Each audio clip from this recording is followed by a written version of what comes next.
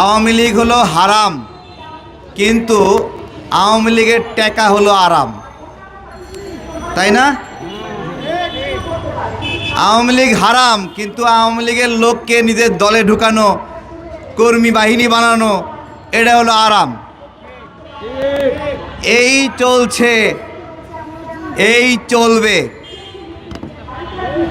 গত কয়েকদিন প্রচার প্রচারণা করা হলো বিএনপি আওয়ামী লীগকে পুনর্বাসন করছে, জামাত আওয়ামী লীগকে পুনর্বাসন করছে।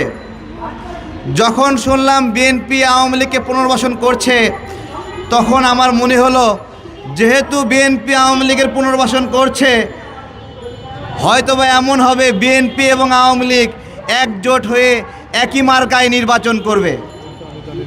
এরপরে সেই নির্বাচনে তারা জয়ী হবে, জয়ী হয়ে শেখ হাসিনা হবে রাষ্ট্রপতি আর বেগম জিয়া হবে প্রধানমন্ত্রী। আসলেই বিশ্বাসযোগ্য কিনা এটা এজন্য বলছি যে বিএনপি আওয়ামী লীগকে যদি পুনর্বাসন করে তাহলে তো এটাই হওয়ার কথা, শেখ হাসিনা রাষ্ট্রপতি হবে, বেগম জিয়া প্রধানমন্ত্রী হবে, তাই না? আসলে কি তাই হবে? মায়ের চেয়ে মাসির দরদ বেশি। এ ভাই বুঝতে পারছেন নি? মায়ের চেয়ে মাসির দরদ বেশি। বিএনপি আওয়ামী লীগ সাপে নেউলে সম্পর্ক, বিএনপি নাকি আওয়ামী লীগকে পুনর্বাসন করবে। এই গাঁজাখুরি গল্প বিপ্লবের পরে অনেক সংগঠন শোনাচ্ছে, হায় হায় হায় বিএনপি আওয়ামী লীগকে পুনর্বাসন করছে।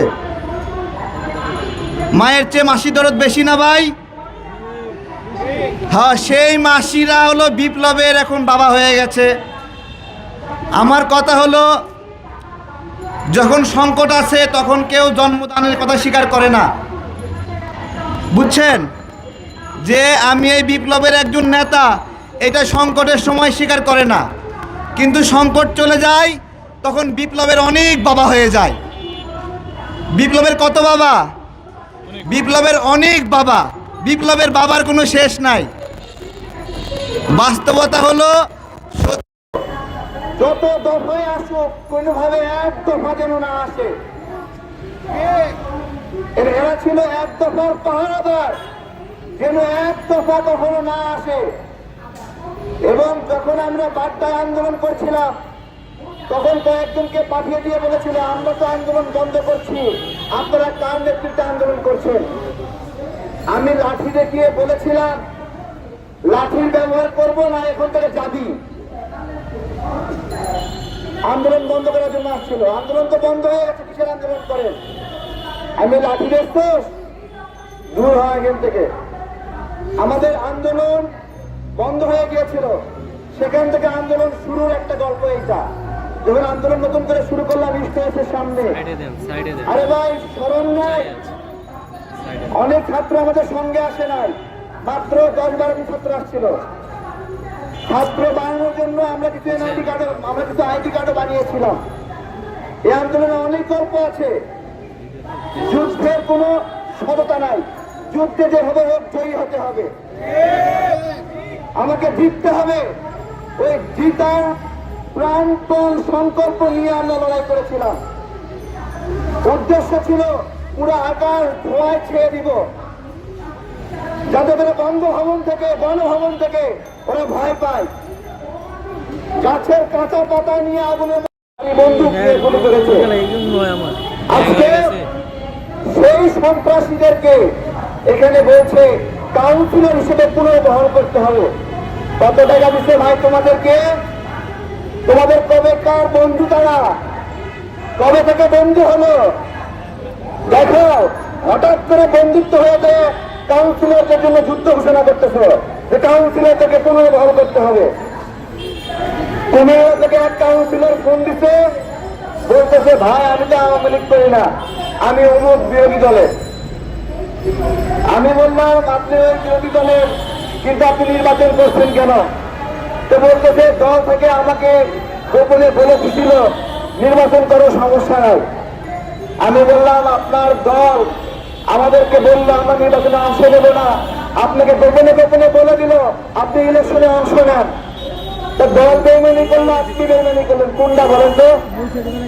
তার মানে এমনও কিছু গোষ্ঠী রয়েছে যারা আমরা যখন ইলেকশন বর্জন করছিলাম, বড় বড় বক্তব্য দিচ্ছিল, তখন তাদের প্রতিনিধি দিচ্ছিল যা ইলেকশন করে জয়ী হও।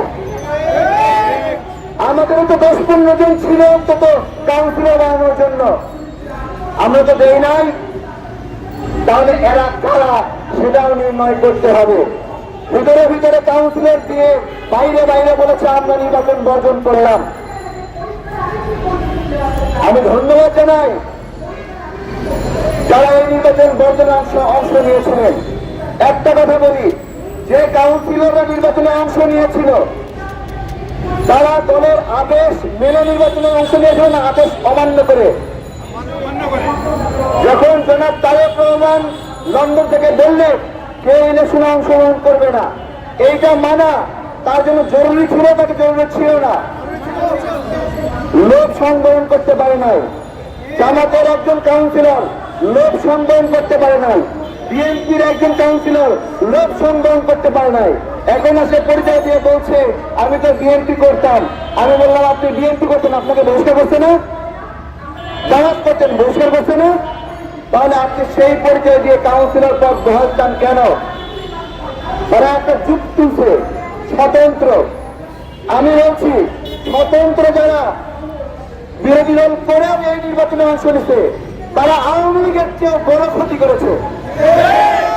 ঘরের মানুষ যদি বেইমানি করে ওই যে সবচেয়ে পিছন থেকে ছুরি আঘাতের মতো।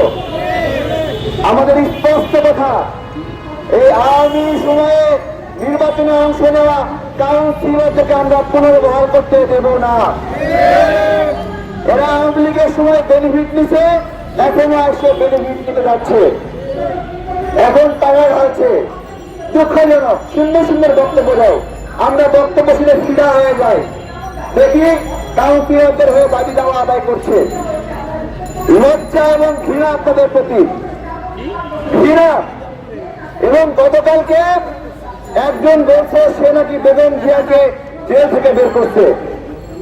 আরে গণঅভ্যুত্থানের পরে তোর বাপের ক্ষমতা ছিল নাকি তুই জেল থেকে জেলে আটকে রাখবি? গণঅভ্যুত্থানের পরে কারো বাপের ক্ষমতা ছিল জেলে আটকে রাখবি? ভাই তুমি কোন সেক্টরে যুদ্ধ করছো ভাই, তুমি খালেদা জিয়াকে বের করছো? এই তোমার কয়জন নিহত হয়েছে, কয়জন আহত হয়েছে? তুমি বলো বেগম জিয়াকে তুমি জেল থেকে বের করছো? বেয়াদবি করে এগুলা।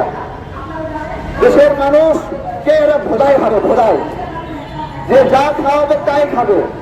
এক একজনের 1 লাখ 2 লাখ 10 লাখ 15 লাখ ফলোয়ার হয়েছে, ভেবেছে যে এখন সব দখল করে নিয়েছে। মাঠে আসো, আসার উপরে দেখতে পাবো কি অবস্থা।